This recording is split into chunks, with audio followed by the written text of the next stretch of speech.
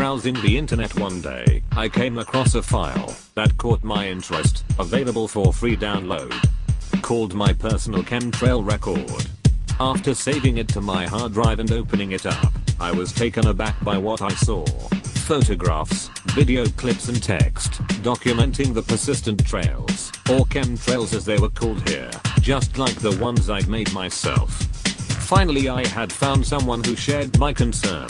The text files also revealed the author had noticed the trail's strange patterns, their effect on the weather and magnification of the sun's heat. What really staggered me though was the fact that the location being documented was my very own town. I was amazed to realize that a chance download from the World Wide Web had brought something so close to home. Now, armed with the newly learned term, I typed chemtrails into a local media search engine. Lo and behold, up came a Northwich Chronicle article entitled "Man on the Trail of Skyscape Mystery," detailing the concerns of a man who lived fairly locally to me. It read, "Are the skies being illicitly contaminated with a mysterious substance that may have serious effects on people's health? One Caddington man thinks so, and is on a mission to find the truth." Phil Morris, 50, is gravely concerned with what he perceives to be happening to the atmosphere in the Northwest and across the world. The phenomena he refers to are known as chemtrails, long-lasting thick white expanding trails left by non-commercial planes that eventually merge and blanket the skies. "Ask yourself this," he said. "When did you last see clear blue skies over Lancashire and Cheshire with no clouds anywhere, without the pure natural skyscape being polluted by these trails and haze?" Phil first noticed the phenomena, contrasted with contrails, condensation trails, which are normal water vapor trails left by commercial airliners that usually disappear within a minute, 3.5 years ago. He started videotaping them, and has amassed a significant collection of images to support his arguments.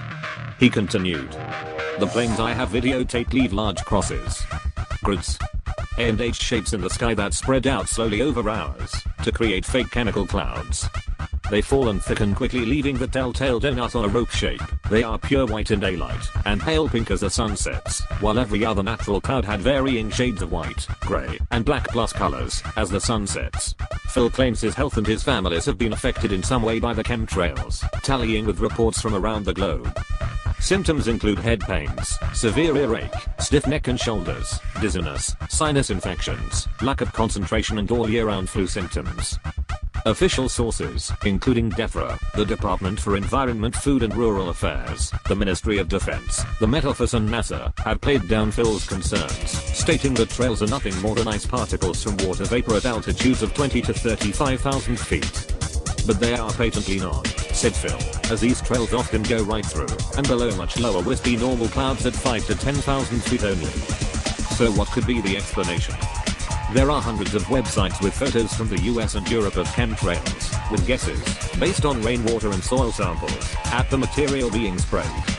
Many websites in the US are convinced that US Air Force planes are spraying aluminium powder in a fibrous expanding spider-like mesh, based on the thesis of H-bomb inventor Ed Tellman, to trap CO2, deflect the sun's rays, and reduce global warming, and barium for 3D topography radar imaging purposes for the military, said Phil. He admits there are a lot of weird and wacky conspiracy theorists out there, but with the BBC and Guardian newspaper interested in following up his story, if hard evidence including actual trail samples can be obtained, it seems this is one trail that isn't going to go cold in a hurry. Hot on this trail, I went straight to YouTube to see if anybody had posted footage there.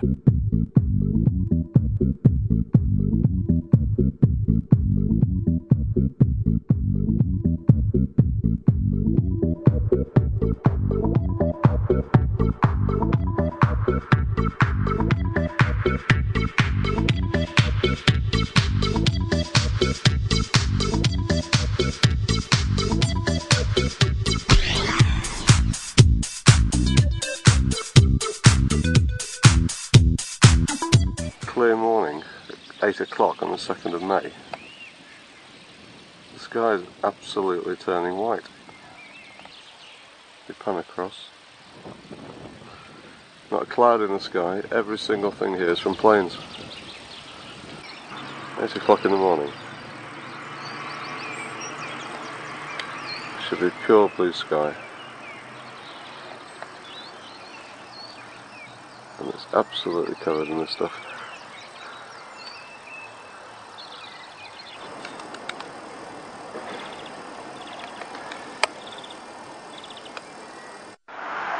Just look at this. What is this stuff?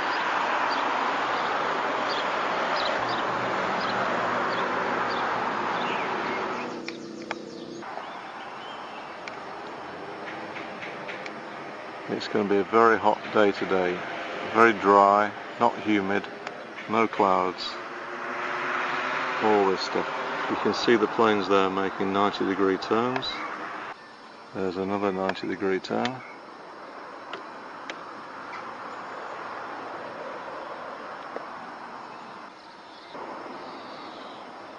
And now it's very hot. Now the trails are thickening out, spreading out, not moving, and blending together to turn the sky completely white. These airliners never leave a trail for more than 5 seconds. So what the hell is all this stuff?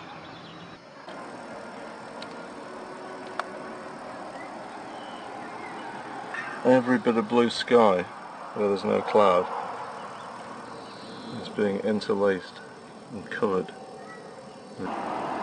floating in the sky. That plane's making a curve, crossing several other trails. It's flying right through this band now. There it goes. It's underneath it. Huge trail. Now what's interesting is whether I should keep tracking this plane to see if its trail stops. Because its trail could stop. Its trail could stop any second. Let's see if it decides to switch off.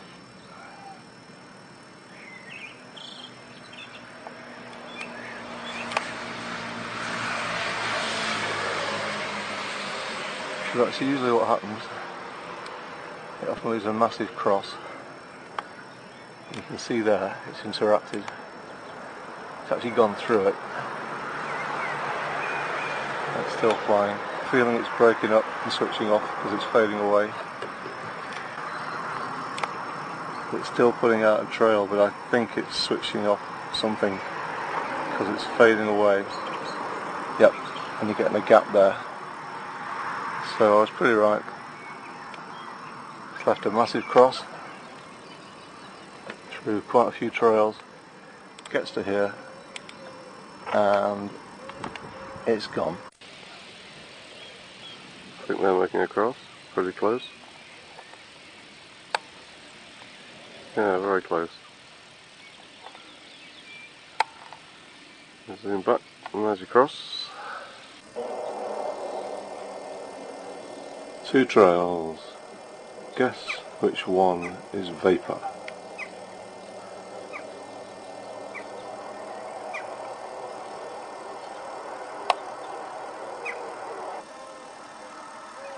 That'll be another vapour trail, disappearing in seconds. Oops! But what's that stuff it's flying through? There you go. It's flying right through that thick white stuff. Its own trail disappears in seconds. So what is the other stuff that was left 10 or 15 minutes ago? And does this pilot know what he's flying through? Is that going to affect his health? What is streaming out of these jets that are turning UK skies completely white? Yesterday in North Wales we had the same weather. Not a trail in the sky, not a cloud in the sky, pure blue skies. A feeling of consternation accompanied the realization that the aerial spraying was going on worldwide, with people from all walks of life noticing the same thing at the same time. The dramatic change in climate and detrimental effect on health. Still, it was a relief to know I wasn't the only one who was wise to it. There's a one in the sky. There is a one in the sky. It's a line. It's a line. And we want to know what makes it, huh? Yeah, why is it there?